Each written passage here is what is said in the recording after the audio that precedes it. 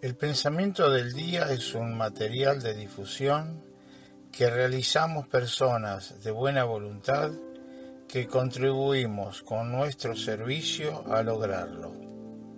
No realizamos ninguna interpretación personal a los escritos de Chiara Lubich, solo lo difundimos lo más fiel posible. Pensamiento del día, viernes 31 de enero. Regalar una sonrisa. Nuestro ideal siempre nos ha enseñado que la caridad hacia el prójimo es fuente de alegría. Estén siempre alegres.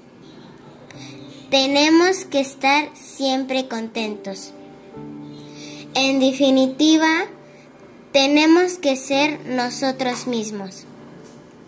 Hace unos días una persona me preguntó si la sonrisa y la alegría son un punto de nuestra regla. No es así, pero siempre se observa que la alegría es un distintivo de los miembros de nuestro movimiento, precisamente porque su vida es amor.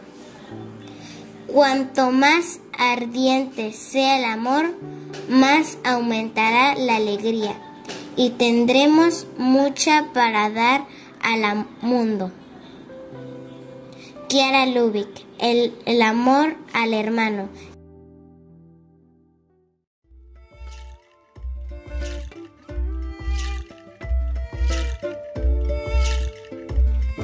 Palabra de vida.